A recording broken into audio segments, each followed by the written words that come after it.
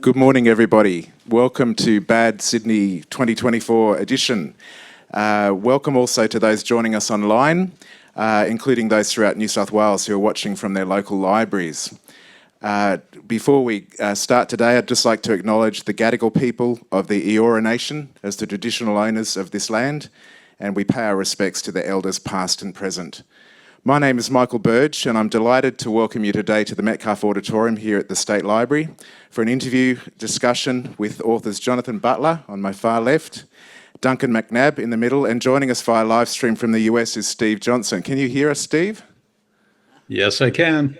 Welcome. Now, I can't see you, and I've been told not to crane my neck to look up at you. Probably something to do with the audio, so you just take it as granted that I'm looking at you. How are you? I'm great. Great, welcome. Now, a few short housekeeping matters before we start. Please mute your mobile phones, and please no recording of the session, but we're very, very happy for you to take as many photographs as you like, but please, before you do, just check that the flash is not on.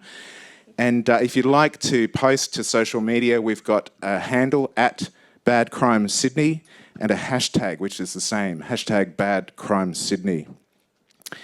Now, in order for you to be able to hear more from our panel today than usual, this year the Bad Sydney Festival is trialling not having questions from the audience after feedback from previous festivals.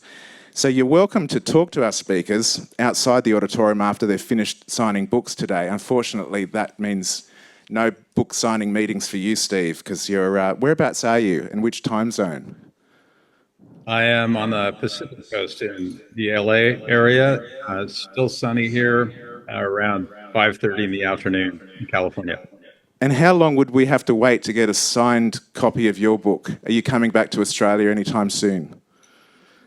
I will probably be coming back in the next couple of months. There are probably some signed books still in the bookstores. I was there last month and signed quite a number of them. Excellent. That's great to hear. All right, well, before we get into the discussion, please let me introduce these gentlemen in more detail. Jonathan Butler is a writer and content producer living in Melbourne. His debut book, The Boy in the Dress, is published by Affirm Press. Hold it up for us, Jono, let's have a look at it. It was shortlisted for the Age Book of the Year Non-Fiction Award in 2022 and won Best True Crime in the 2023 Danger Awards. His work has appeared in The Guardian, Arts Hub and Meanjin, and researching his ancestors' story for his book ignited his passion for queer history, which is a fantastic outcome. Please give him a round of applause and welcome him. Duncan McNab is a former police detective, private investigator, investigative journalist and media advisor to government and the private sector. He's the author of several books, including co-authoring the best-selling Dead Man Running. Duncan is one of the team behind YouTube channel Inside Crime, The Experts. In 2017, his book, Getting Away with Murder, won the Ned Kelly Award for Best True Crime. Please welcome Duncan. Now, Steve Johnson is currently CEO of tech company Notable Systems. He was an early internet inventor who patented the image compression algorithm that America Online, AOL, used to deliver the first online pictures in 1993, paving the way for what is now known as streaming media. Steve has been a philanthropist with a focus on education, the arts, LGBTIQA+ rights. He was born and raised in Los Angeles. His debut memoir, 1,000 Miles from Care, tells the story of losing his brother Scott, who was killed at Manly in 1988, and it's now out from HarperCollins. Have you got a copy on you, Steve? Can you hold that up for us? Yeah. Thank you. There he is with his brother Steve on the cover. Please give him a round of applause. Now, those of us here on the stage today and on screen, we are a very long way from representing the entire LGBTIQA+ community and our allies. And I'd just also like to just issue a little warning. We will be discussing today hate crimes. And thinking about this before the session, I just thought it would be worth mentioning, if you need to take care of yourself during this session, please do. You won't do any worse than I have. Talking about queer history on stage in Brisbane in 2015, I burst into tears.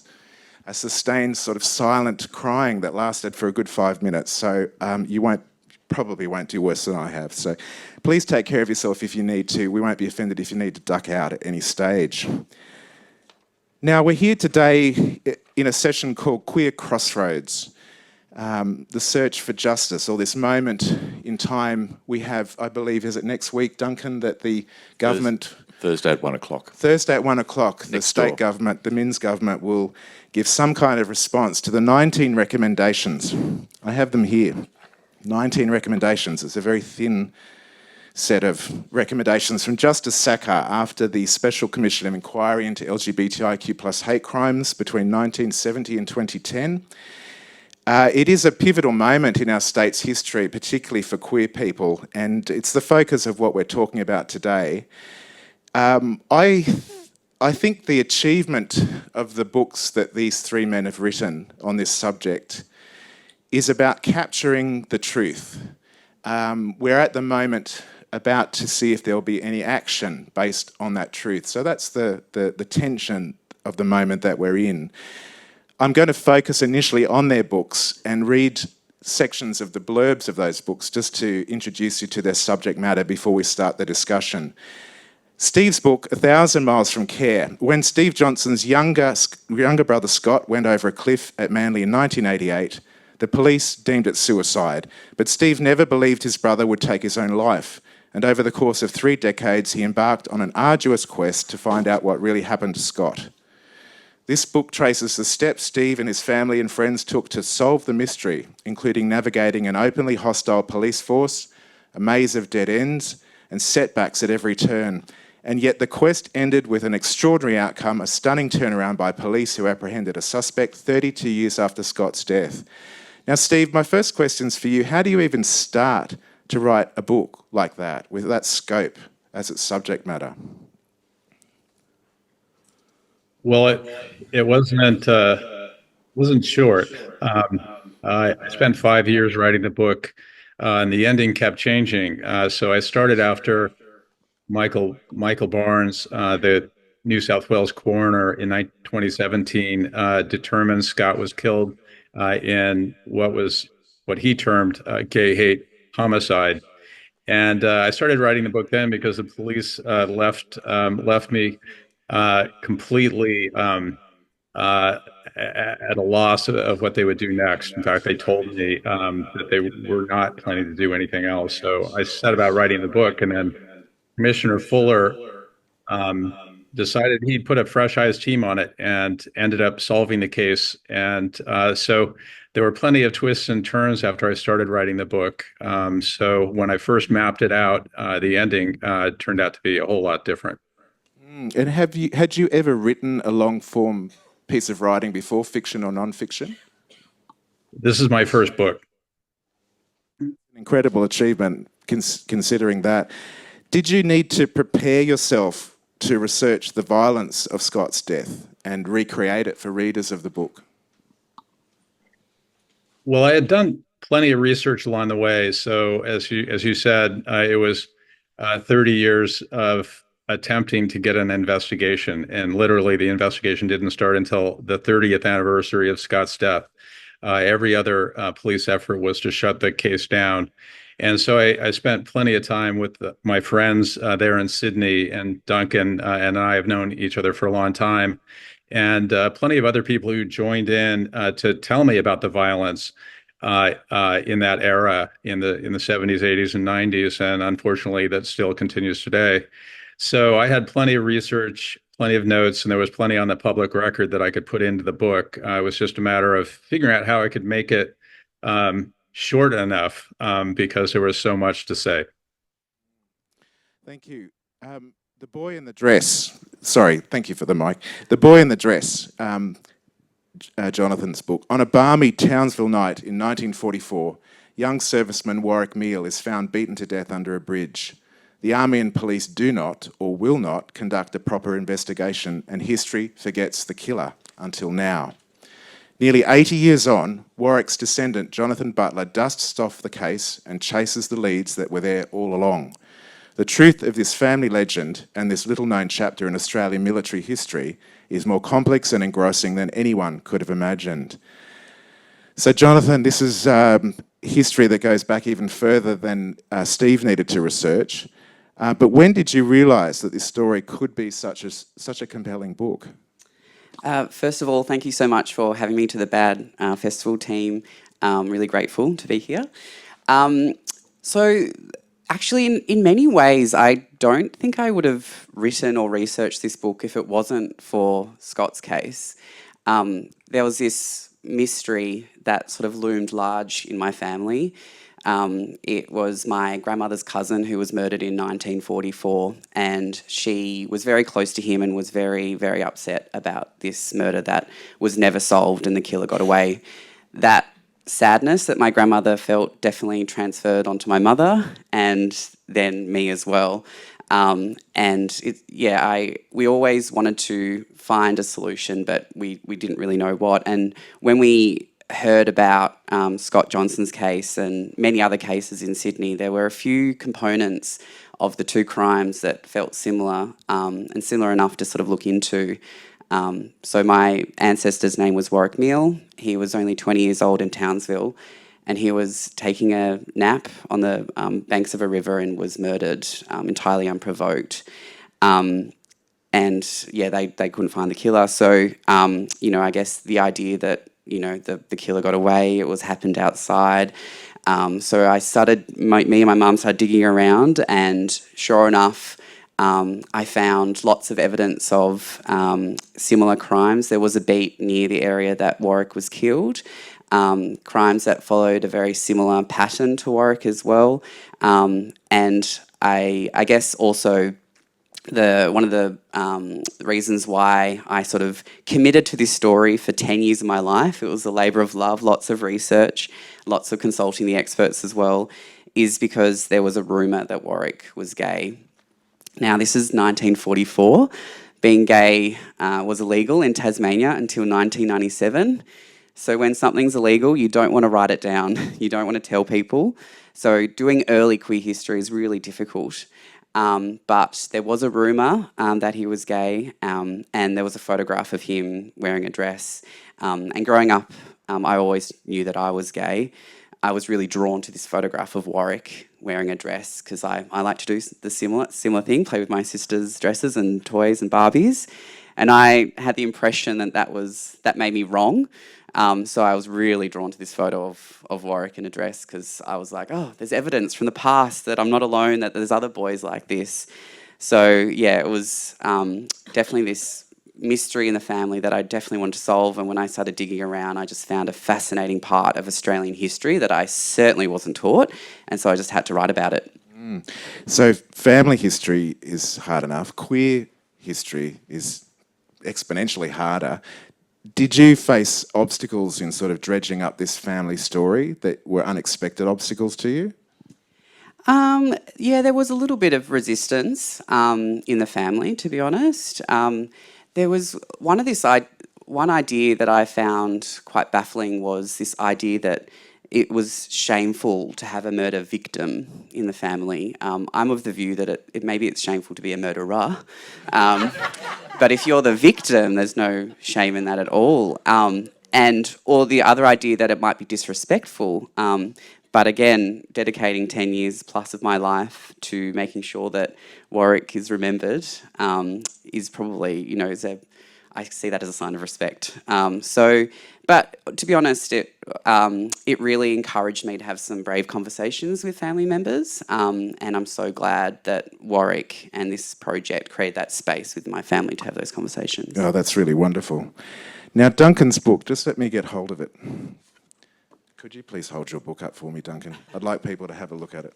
Getting Away with Murder. Duncan McNab was a member of the New South Wales Police Force in the 1970s and 80s. Most of his service was in criminal investigation. The many unsolved deaths and disappearances of young gay men are the crimes that continue to haunt him. The families of the victims and some journalists have not given up and continue to push the New South Wales Police Force for more answers.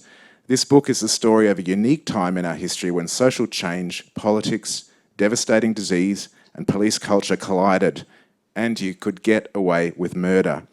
Now, Duncan, how did you turn that haunted feeling into a book? pretty straightforward. You start at the beginning and run through the chronology as you do with every other book, and you just hit fact after fact after fact. You've just got to tell the story accurately, concisely, and compassionately, and you don't pull any punches, apart from a couple of legal punches in one small area. Gotcha. Now, was it confronting for you to delve into the failings of your former employer or one of your former employers? No, it's my stock in trade. I've written, we're now up to book number 14 is in progress. Most of my books are an informed view of policing, not only in New South Wales, but around Australia and the world as well. So taking a swing at the New South Wales Police Force for their bad deeds is something I'm pretty comfortable with and something I've been doing since the 1980s. I have a long history of not being happy with them. Well done. Well done. Thank you. Now, writing about true crime begs the question of research. And while we're waiting for these, the government response to these 19 recommendations from the Special Commission of Inquiry, and as Duncan informs us, there will be some kind of response from the government next week. I just wanted to delve a little bit into the research that you all did for these books, because we're talking about the past here, historical hate crimes. It assumes that it's in the past. Duncan's book came out in 2017. Jonathan's book is a couple of years old. Steve's is brand spanking new. But I'd hazard a guess that we'll be talking about this issue of the ultimate achievement of justice, if there is such a thing in this state, from this crime wave, this epidemic of gay hate crime. Jonathan, my first question about research is for you. So you've had to reach twice as far back as the number of years that Steve had to, in my quick guess. And most of that, in fact, the vast majority of that, is not within your living memory. Where did you begin? And what was the tool? What were the tools that you found most helpful looking that far back in the past? Yeah, so the trick of writing about the 1940s is not many people are alive anymore who were around back then. So that was one of my first challenges. But this sort of goes back to the first question you asked as well, is when did I know I had a story? And that was when the Queensland State Archives handed across not only the coroner's inquest document, but what they call is the murder file. So that was 150 pages plus of the detectives' investigation that covered the entire country. It was all their internal memos, all the people that they interviewed, all the theories that they, were investigating further. So that was an incredibly rich document, that primary source that I could access, which was great. And we've talked about it, Duncan and I, afterwards, and I remember you were like, I can't believe you got that. It was a lovely bit of work, by the way. Oh, thank you. But it's quite rare. Often courts lose these things. So that was a really nice spine for my story, that I could really follow the process of the investigation and what happened. But then there was a lot of filling in the gaps with good old desktop research. But consulting the experts, academics are the loveliest people ever. Everyone was happy to meet up with me, hear my story, correct my journey, give me some new ideas about where to go, review chapters. So that was a really important part of my research, that I was consulting on the expert in Australian history, queer history and military history as well. Would we ever have heard you shouting in frustration in an archive anywhere? with getting to an obstacle that you just couldn't overcome in real time?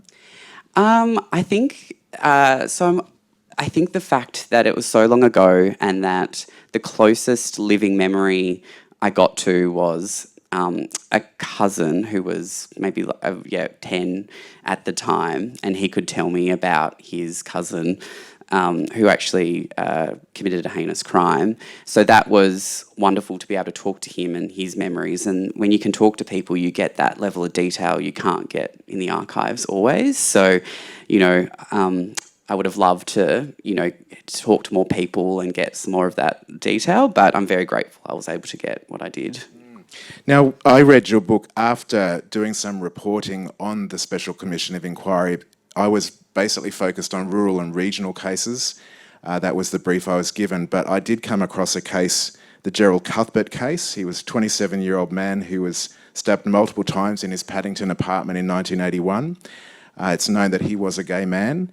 As I read your book after doing that reporting on Gerald Cuthbert, I found there were some links, because your case, the case of your grandmother's cousin that took place in the 1940s, you were telling us, the reader, about the frustrations that the police had at the time in getting information out of the American naval forces, who were very present, of course, in Queensland and across Australia during the Second World War.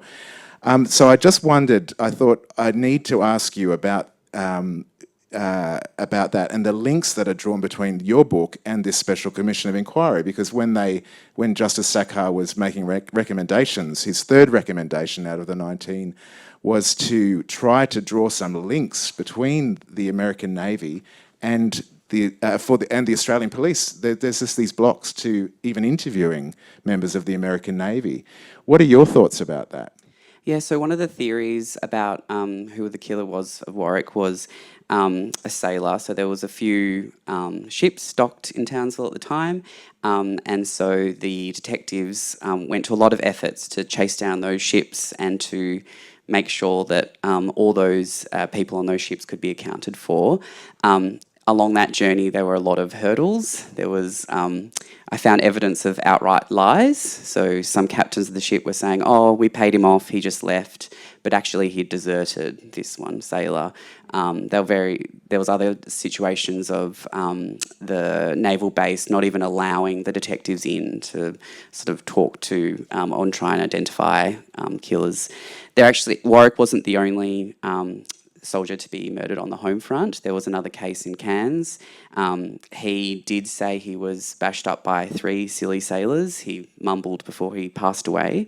And that case was also hampered by the reluctance of the Navy, both Australian and US, to help with the investigation. And as you said, there's a theory with Cuthbert's case that he was on the prowl for a US sailor on the night he died, and the police, I believe, have tried to follow that line of inquiry and have been confronted with some issues around, now that technology is advanced with DNA and fingerprints, they're trying to re-look into this theory that potentially it was one of those sailors that were docked in Sydney on the night that he was killed, but there's been some challenges. So that goes back to your question around the contested history.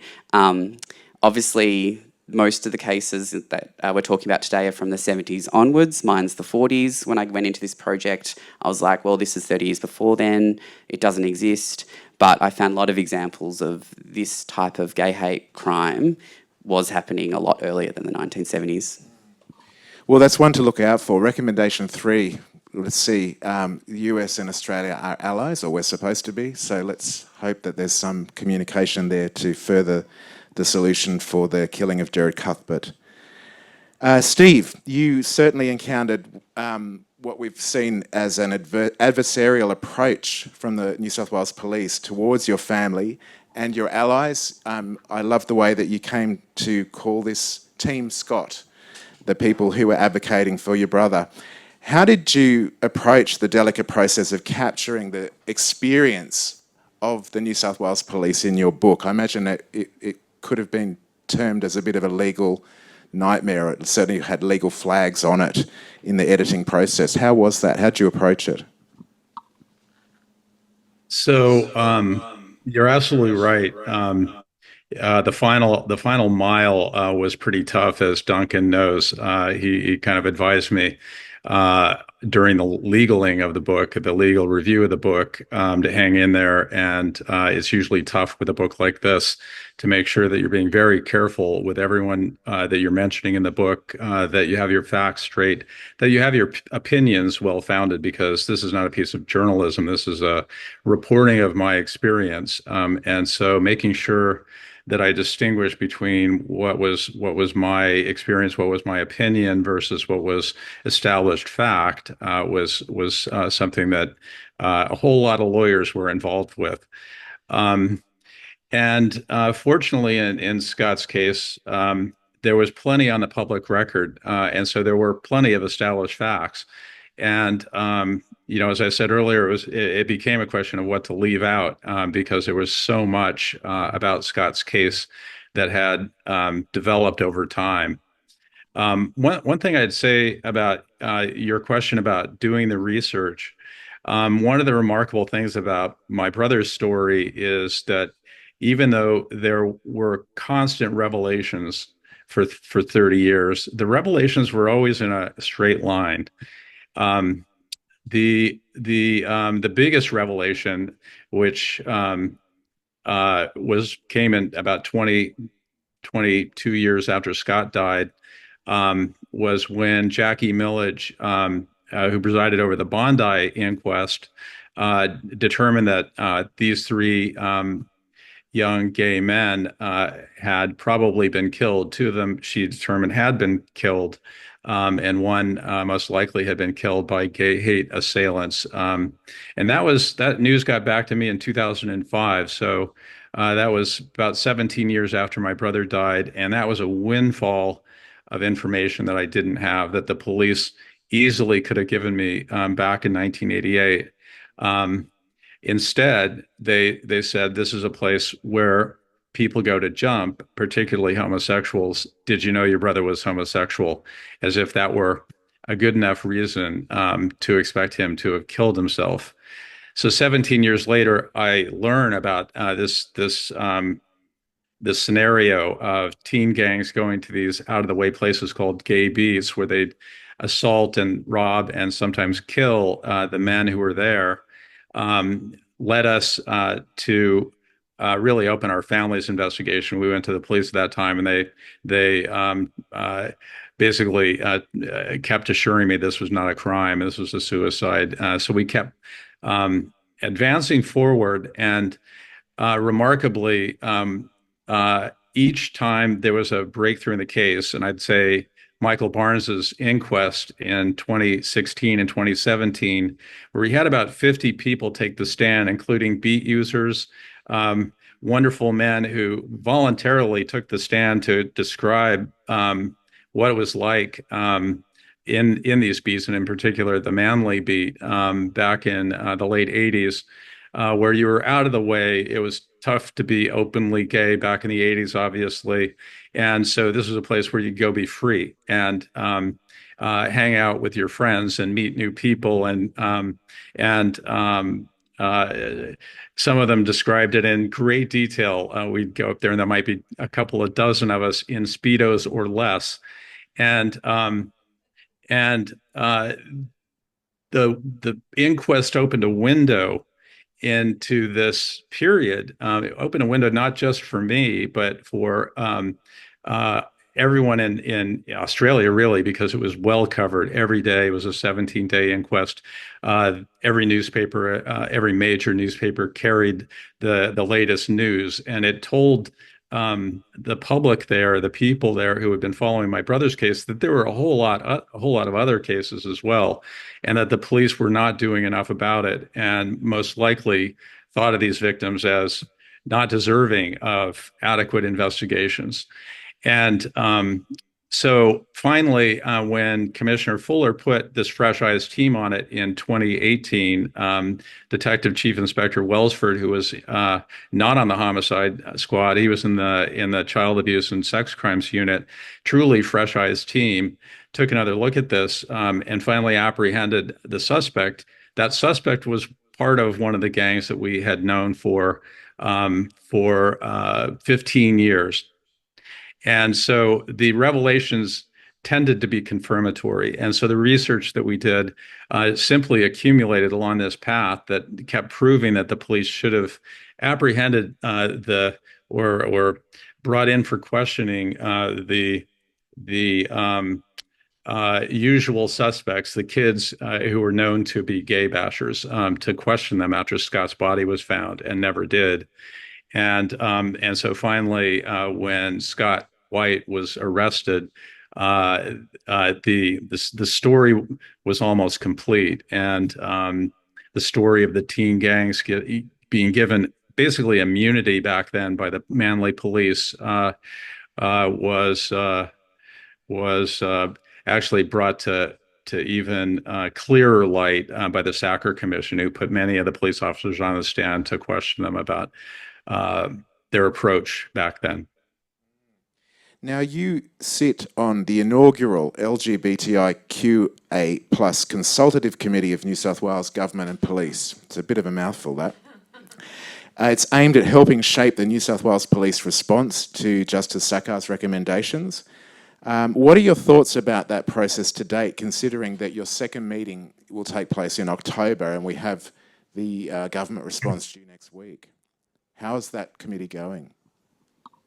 Well, safe to say, as you just pointed out, it's just getting off the ground. So there was one formal meeting, and then there were a couple of administrative meetings that were just going through the minutes of the first meeting, and so really it has not really engaged with any of the details of the police thinking behind the response. So it'll be as much a surprise or new information for us as it will be for everybody else when it's announced next week. Yeah, it'll be a very interesting year in that regard. Just one more question about the process of putting the book together, Steve. That legal appraisal, how big was it? Was it bigger than the 19 recommendations that we have here with us? Was it a big report for your manuscript? Let's see. Well, it didn't come in the form of a report. And by the way, just for the audience's sake, and many of you will probably know it, Michael waived the 19 recommendations, but behind those recommendations is a 3,400-page report that the Sacker Commission painstakingly put together. And there is a 150-page executive summary, go figure, that I think everyone should try to read from beginning to end. It's just remarkable, the work they did. And in fact, part of the impetus of writing my book and hanging on until until the recommendations had been submitted before I went to print, I wanted to include that chapter, that important chapter in my book, because I just think it's very important that the Sacker Commission has an impact. So as far as the legal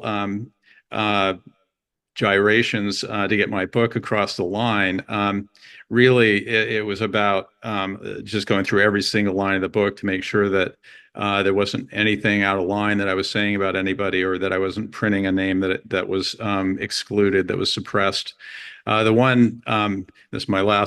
last thing I'll say about your question. As Duncan indicated, there was something he had to leave out of his book, and it was disappointing. I really wanted to describe more about the final police operation, which was just astounding. And they conducted the final covert operation during COVID, when the world was locked down.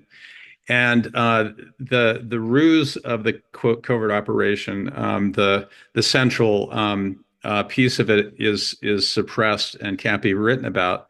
But I really wanted to write more about the team and how they went about, and the effort they put in, and the ingenuity, and the remarkable story of that operation. But I had to take that whole chapter out just so that I wouldn't stray into this court order against printing something about the operation.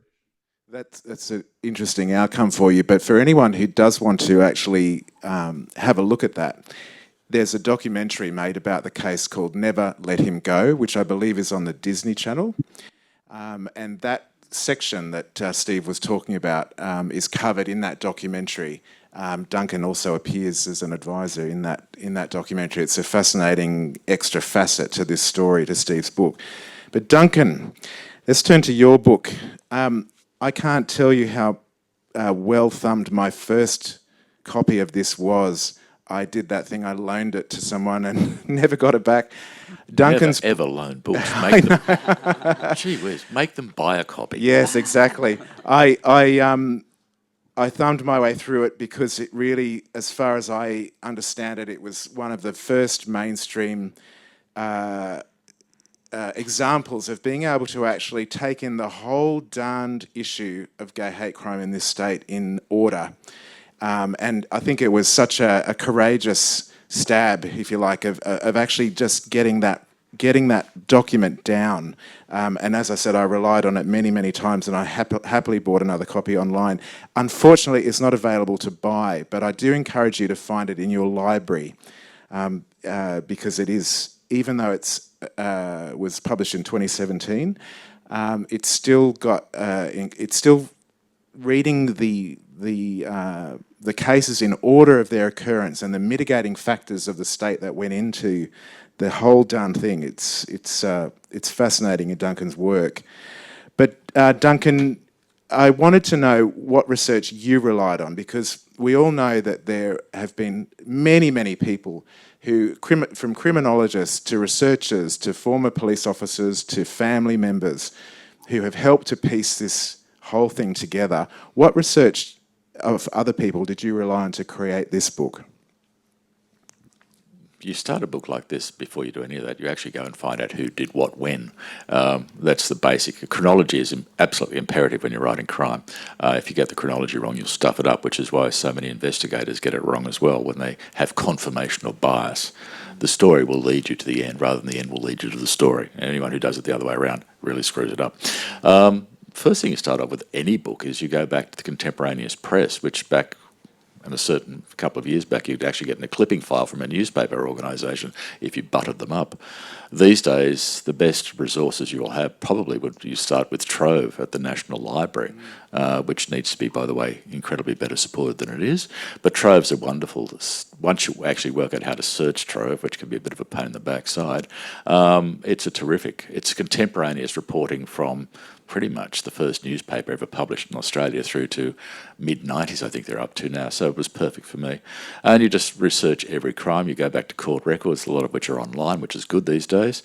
You dig out old boxes of stuff, as I've done before, and they'll give you a box and say, bring a pair of gloves with you because it's covered in dirt and one box arrived covered in pigeon shit, for God's sake. But the contents were pristine. So you have those remarkable records. You go back to libraries, and there's lots of stuff written buried in libraries. Have a dig through the files in this joint. You'll find incredible things that you didn't think existed. Things are on microfilm, all that sort of stuff. And you just dig and put everything back together again. Then you start your interviews, because there's knocking on someone's door and just smiling at them is great, but you actually got to go there with a purpose so you can explain to them why they're there and why they should be helping you. So you go there for an informed interview rather than sit there and look dumb with a cup of tea in your hand and hope they tell you what you want to hear. You've got to know the questions to ask. You've got to know the directions to take it in. And one of the greatest resources for this book was also a couple of ex-coppers who had kept files with them. And you knock on their door, and one bloke said, and the clean version is, "Thank goodness you've arrived." And he said, "Do you want my files?" And I said, "Oh, thanks. It's a murder in Wollongong that the police, the New South Wales Police Force had comprehensively stuffed up." And this one copper, it bugged him for years. He'd been thwarted every step of the way, and he'd eventually investigated the crime, and he'd also investigated other crimes committed by this bloke and put the bastard in jail for 12 years. And he was delighted that I turned up, and he handed me the original copy of his files, which I, with great degree of pleasure, handed over to the New South Wales Police Force a couple of weeks later when they'd actually speak to me and said, "Did you hear about this bloke?" "No." "Oh, what about the murder?" "Oh, we couldn't find it." "Oh, well, here's the coroner's file. Here's the police investigation done by a great bloke. And by the way, here's the bloke you should be interviewing." "Oh." And this was to a police task force that had done a comprehensive job stuffing up Scott's inquiry. So it was a great pleasure to whack them across the head metaphorically with a file. But at the same time, we wouldn't have got there had not this one great copper decided that he was going to get some justice. And that's you have multiple sources, so you just have to keep digging. Wonderful. And thank you for doing it. It's become a real resource. Now I'd like us to hear a bit of these gentlemen read from their work. We'll start with you, Jonathan. Can you set us up a little bit about what this extract will be? Put it in context for us. Sure. So I've just picked a section from the start of the book which sort of gives a good introduction to the whole story. So I'll take it away. Despite an 8-month national investigation, the identity and motive of the perpetrator who wielded the hammer remained a mystery. The coroner concluded that Warwick had been murdered, entirely unprovoked, as he dozed under the Queensland sky. I knew that couldn't be the whole story. How does a soldier survive the New Guinea campaign but die in Townsville? Why would someone brutally kill him miles away from enemy lines? My investigation over the next 10 years took me on an unexpected journey through time and place that certainly wasn't covered in my Year 10 World War II syllabus. Article by article, I pieced together extraordinary, ugly, ungallant truths about this era, including state-sponsored homophobia, military disgraces, corruption, lies, substance abuse, and extreme violence at every turn. My secret determination to find evidence of Warwick's sexuality kept me on the case all these years.